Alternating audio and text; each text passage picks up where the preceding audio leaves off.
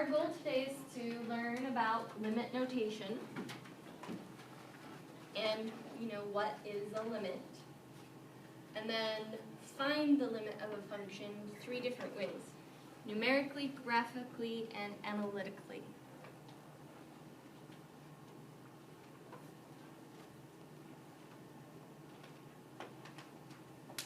So a limit, again, is trying to address this concept of, well, we want the average rate to become an instantaneous rate.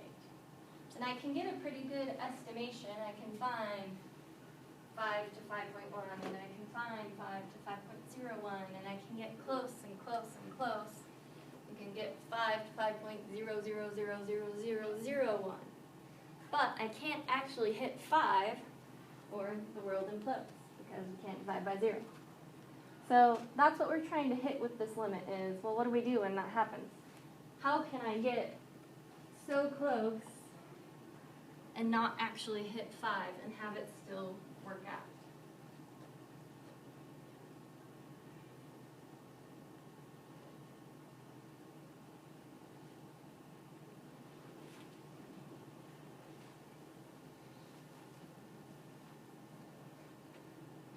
I have to move to the next page before we can move on, and I didn't want everyone to be able to write down the objectives, so that's why I'm pausing.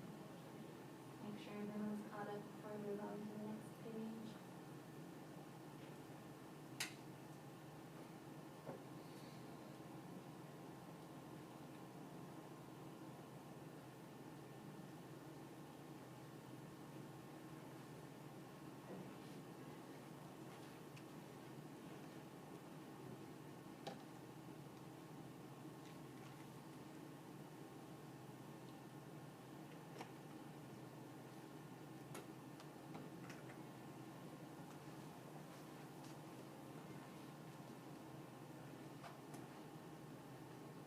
So does everyone have a stand on that?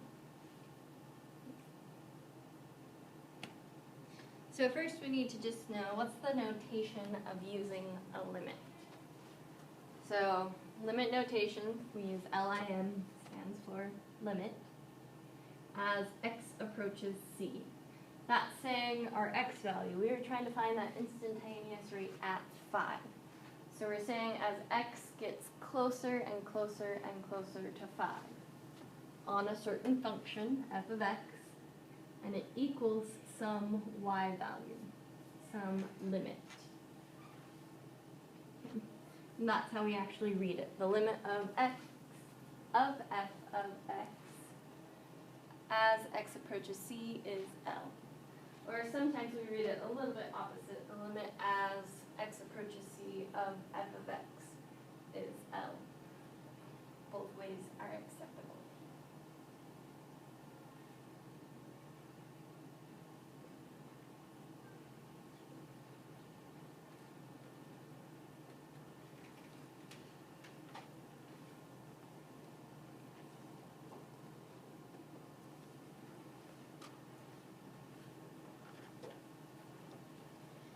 Okay, so what are we really trying to say when we're talking about a limit? So we have limit as x approaches c of some function g of x is 12. So I'm going to draw a random function. It doesn't matter what my function is.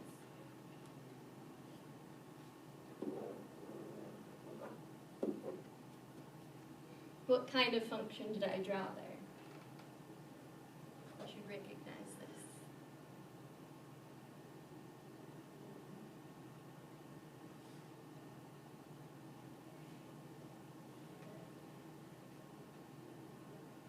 It's not centered where we normally see it.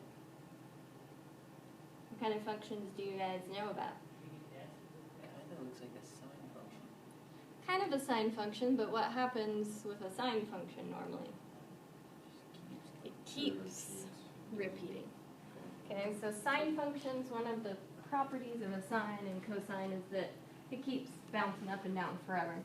So this one eventually goes to the right and to the left. Isn't it cube? Okay. So Josh is saying he thinks it's a cubed function, and he is right. A cubic function has a maximum, has a minimum, or the cubic function can sometimes look like this. but it can also have these curvature points kind of extended out. So this is a cubic function. Not a particularly nice drawing of a cubic function, but it is a cubic function.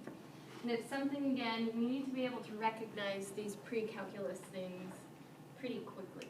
So I'll bring them up as we go along to hopefully refresh your memory. And then it'll, as we're using them, become second nature. So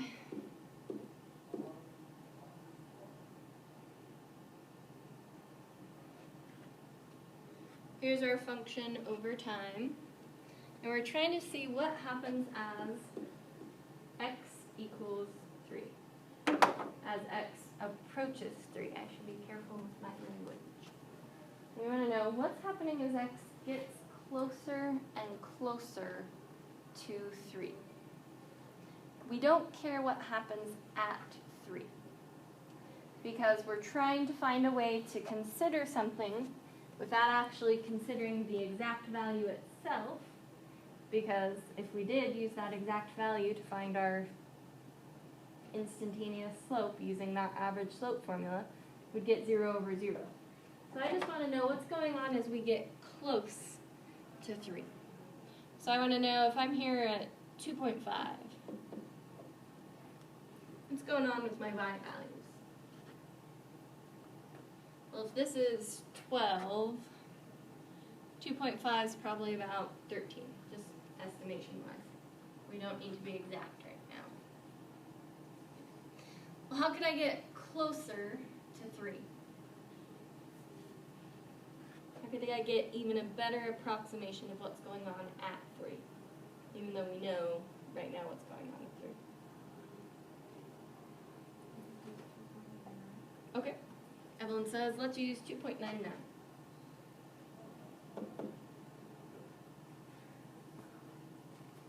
So will that give us a better approximation of what's going on at 3? Could I get even closer? What's something else I could use?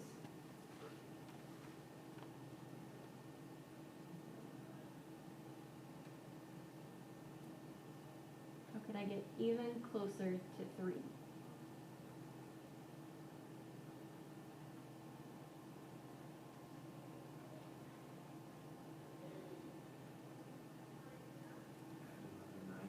Okay, add another 9. James says, I want to add another 9 and get even closer. In fact, I can't even draw how close it is. I'll make an arrow pointing. Let's try 2.999. How many times can I get closer to 3 than I am right now? Infinite. Why do you think that? You can just keep adding 9s. You could just keep adding 9s forever, and you could get infinitely close to 3. Would we actually hit 3? We're just getting infinitely close to 3. Could I also maybe come from the other direction? What would I have to do if I was on the other direction? If I start at 3.5, how could I get closer to 3? 3.1.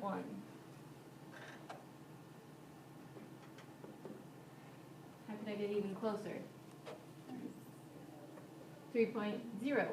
Put in a 0. How many times can I get infinitely closer to 3 on this side? Yeah. Zeros, but you die. Yeah. I don't know if I stated my question right. But yeah, you could put an infinite amount of zeros in as well. So we can get infinitely close to 3 from the x direction. What's going to happen in the y direction as we get closer to the x value of 3? So right now our y value is 13-ish. What's our y value going to be about when we're at 2.99?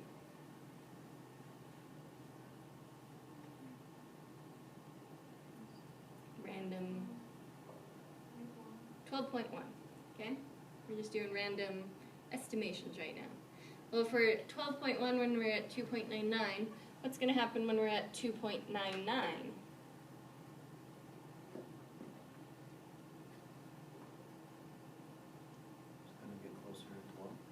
It's going to get closer.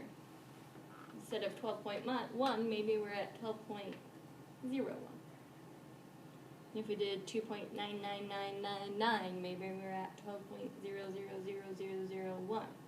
So once again, we're never actually hitting that 12 itself, only because we know if we did, if we're doing this f of b minus f of a, if we hit 12 here and hit 12 here, and hit 3 here and hit 3 here, we get 0 over 0, which is a problem.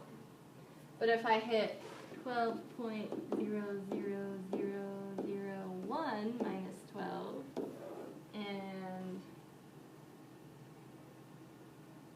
2.99999 minus 3, it's going to get me a pretty darn good approximation, but it's not going to give me this 0 over 0 problem. It's going to be a very small number, but it won't be 0 divided by 0. So that's the whole purpose of a limit. We're considering what's going on around a point. We don't actually care what's happening at the point itself. What if I did this to my point? I wonder if I can, nope. Yeah. What if I did this? What do you think the limit is if there's no y value? So if the limit is considering what's going on infinitely close to this point, and there's no y value, would we care if there's no y value?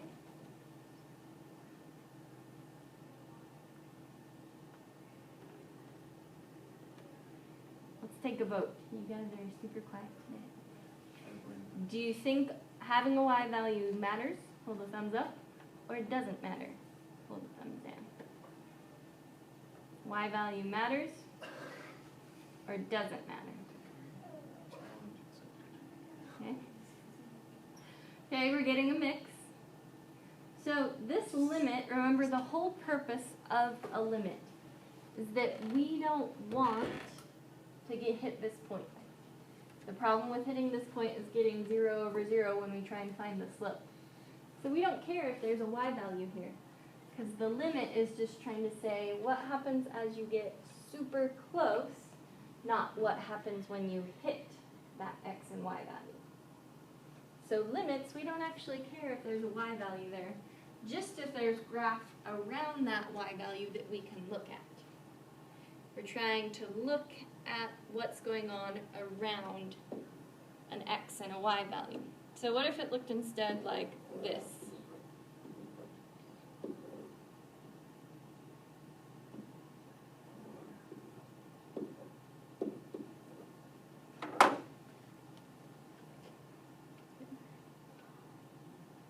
So once again, consider we're trying to figure out, as we get closer to an x value, what's happening with the y values that we're getting closer to.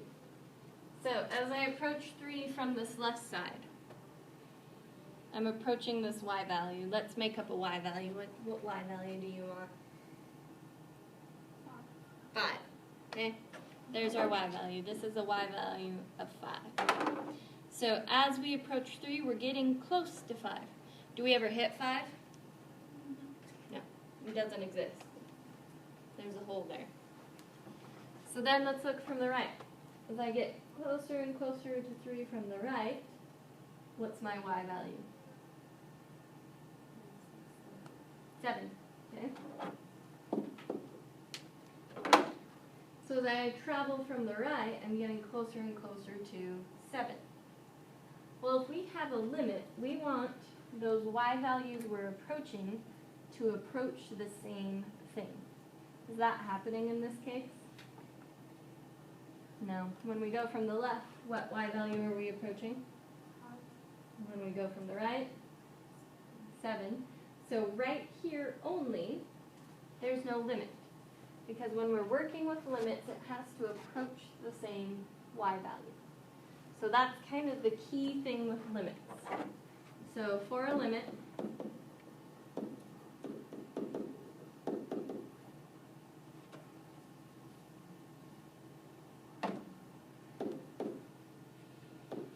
as you approach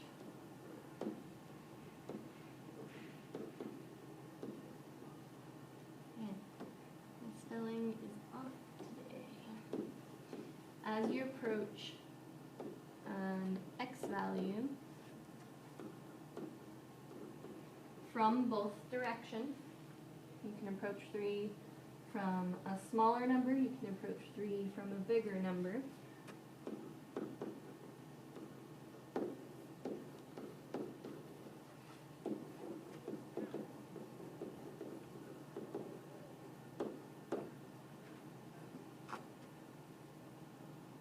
You should approach the same y value.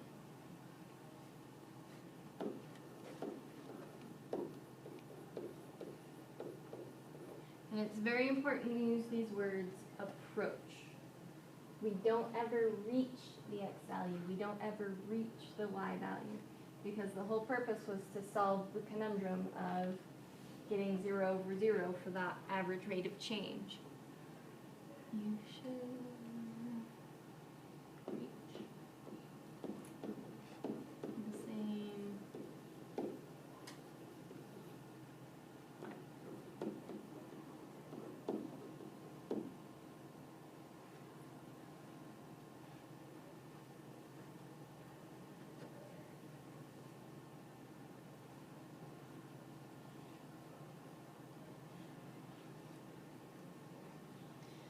So let's look at this. So right now we're looking at limits from a very graphical point of view.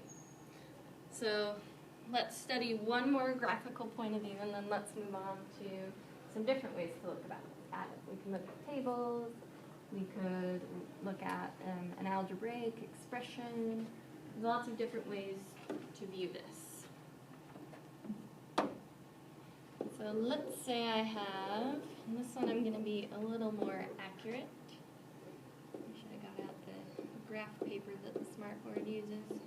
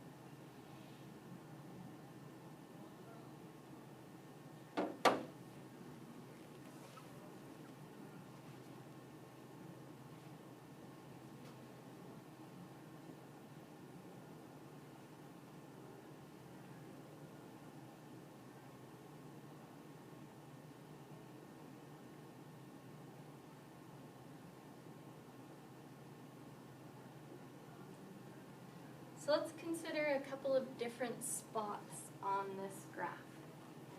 Trying to get the idea of what we mean by a limit. So let's say I want to find the limit as x approaches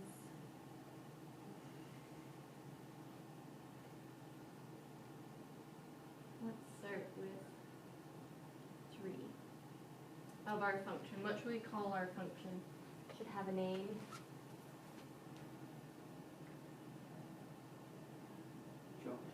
Josh. Our function is Josh. I'm not that confusing.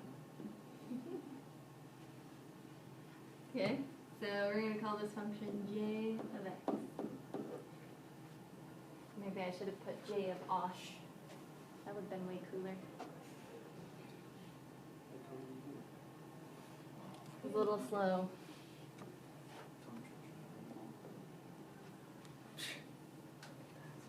Okay, so we're trying to look at our graph and say, okay, as we're approaching 3 on our x-axis, as we're going this direction on our x-axis, we're trying to get closer and closer to 3. What's going on with the y values there? So from the right, I hit this y value. What's this y value at? was trying to hit 4, but that was probably my drawing skills. It's approaching 4. What about from the other direction? If we start from the left and approach the x value of 3, what y value am I approaching at the same time? 6. Okay. So, does that mean we have a limit there? No. Why not, Emma? Because they're approaching different y values. They're approaching different y values, so our limit here does not exist.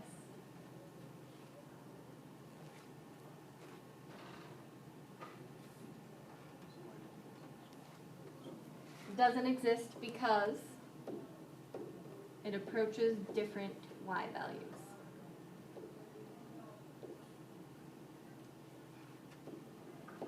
Sorry.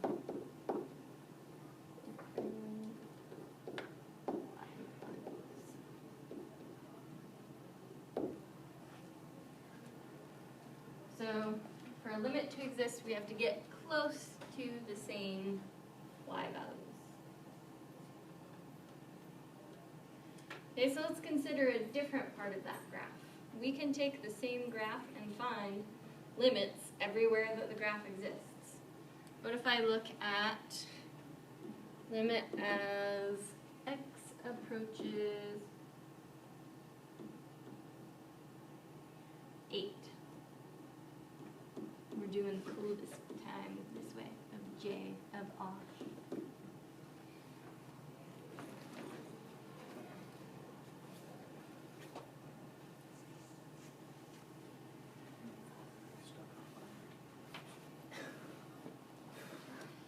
Okay, so looking at our graph, what do you think the limit is as we're approaching 8 on the x-axis? This one does have a limit.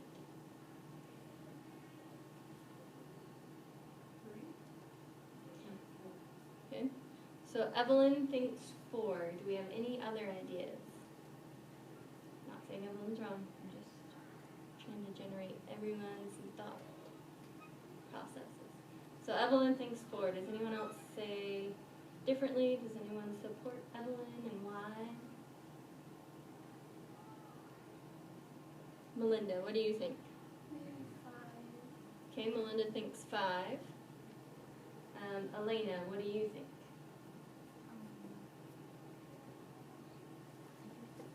You think it's 4? Okay. Why do you guys think it's 4 or 5-ish? So you're thinking about